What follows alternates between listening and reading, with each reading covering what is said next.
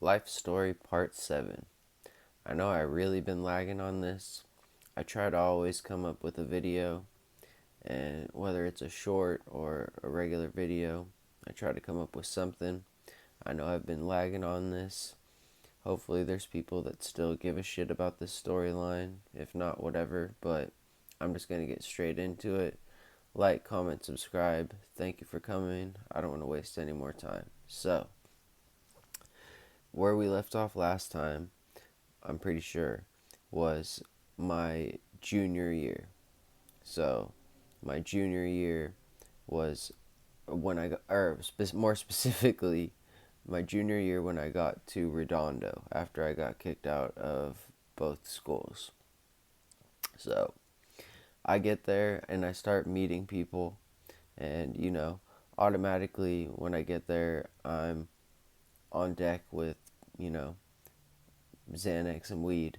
So that opened some doors pretty automatically for me when I would just have to tell a couple people. And, you know, by the time, like, a couple weeks had gone by, I had, like, a lot of people calling me. And I actually have a funny story that I'll probably make it a short, but I had to write a note about a girl saying that she broke my phone in order for her to get money to buy stuff off of me. And I actually have the I'll have to find it on Facebook, but it's on Facebook. Like, I took a picture of it and everything. So hopefully I can find it. So that year, I really was just cultivating, like, I was networking, because I didn't know anybody. So slowly I'm getting brought around different friend groups of these people. And, I always did my thing, like, since I was 12 years old. Like, that never stopped. Even whether I could do drugs or not, like, I was always selling them. So, by the time I got to Redondo, it was right when I was starting to get out of the program. And it's funny, I'll tell this real quick. My first day at Redondo, I've already told this story on my page, but whatever. My first day, I go and I have PE, and I have PE with somebody, and I guess their hustle was selling pre-rolled joints, and I didn't dress out in PE because I didn't have any PE clothes, so I just sat down, and apparently somebody went through this fool's backpack and, like, stole his weed, his joints, and all of a sudden I'm sitting there at lunch and I'm by myself, literally by myself, or I was just talking to some random person, and all of a sudden I get approached by like six dudes, and a lot of them are like upper class, like, seniors or something. I was a sophomore, and all of a sudden I'm getting, like, aggressively approached by this guy saying, like, "You stole my weed, you stole my pre-rolls, blah blah blah blah blah." And, like, I straight up told him, I was like, "Dude, I wouldn't steal your shitty I was like, "I can't even smoke right now, but if I could, I would not waste my time stealing your shitty pre-rolls." He would sell the pre-rolls with, like, the cherries on them. Like, it would be like cherry flavored or something, and you could see them on the outside of the wrap. They were gross. He just sold them to, like, freshmen to try to make money off of them. So I straight up told him, I was like, "Bro, I was like, if I could smoke, like, I can't smoke weed, but even if I could, I would not steal your shit." So then they're like they're like listening to me talk, and I was talking to someone else about coke, and we were talking about it, and they were like, "Oh, so you can do coke, but you can't do weed?" And I was like, "Yeah." I was like, "Actually, yeah, you can, because the weed sticks to your fat cells, and everything else gets out of your system in like 3 days." So, like, I had that to say. And then eventually they went away, and literally that was sophomore year. It took all the way until senior year, after senior year, when me and this fool were at a rave, and we squashed it when we were both, like, rolling, and he finally, like, believed me that I had nothing to do with it. But it took all that time, and it was just this unnecessary beef. So that happened. I'm cultivating, relationships and whatever. And I'm getting good opportunities from people that I have known throughout like the time frame, like random people asking me, hey, do you want 5 ounces of mushrooms for $500 on the front? Sure, why not.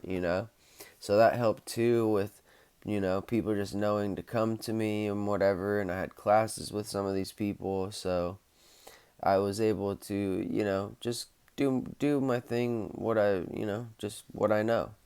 And it was nice having that buffer of people. Do you have change for 100 and whatever. It was just a major difference. So honestly, this was the most probably normal year that I had ever had at school. Just from ninth grade getting in trouble all the time, 10th grade going to all the different schools.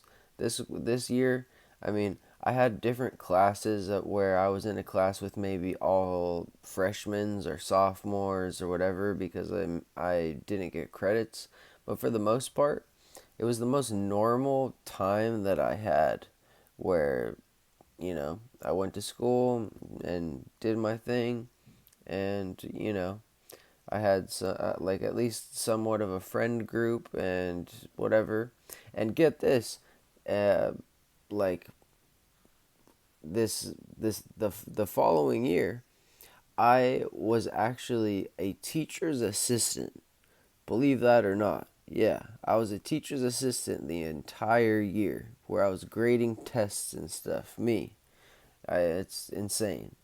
So the summer between that year and my junior year, I was involved in a counterfeit money operation. I was involved in a looting operation. Um, like there was a lot of things that went down in that summer, but that led to my junior year. My junior year, like that's what I meant when I was talking about the regularness. Sophomore year was just cultivating those things. Junior year was when I was able to get further on and meet other people and meet some older people and whatever and network. And that year, like literally my whole thing, after some of the experiences I had, I literally decided, and especially the way that most Redondo girls acted, they really acted like their shit smelled like roses. Like they just really thought they were the hottest on the world because they wore a shawl or something stupid like that they thought was artsy or something, and it was really stupid.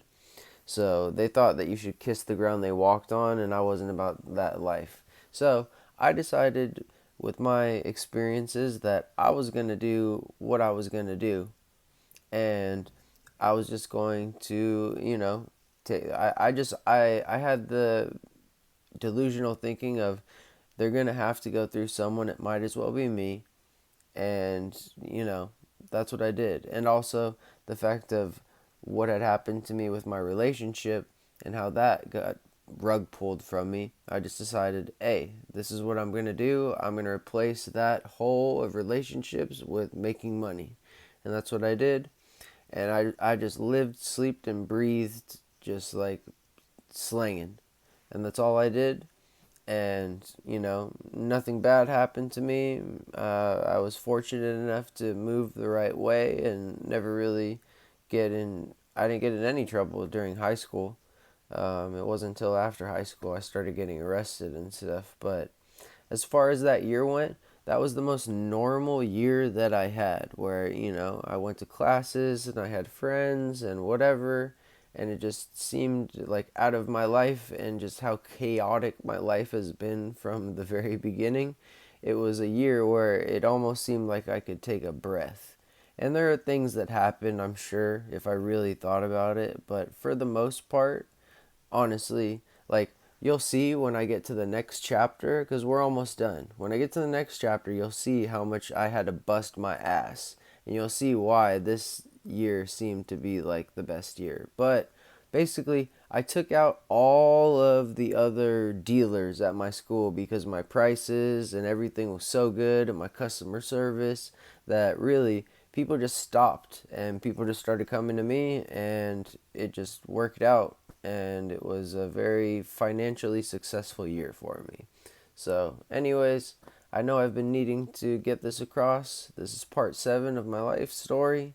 And, it's just like the most normal year of my life out of a whole lifetime of irregularities, or whatever you want to say. So, anyways, just wanted to get something out there to you guys. I've really been lagging on this.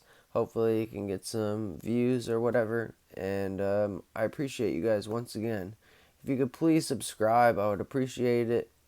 I know I've not been present. I try to do a video every day, and I really just sometimes I just need a couple days to just relax. So if you could appreciate that, I appreciate you. If not, I still appreciate you. So yeah, hope everybody has a nice day, and yeah, I'll be back.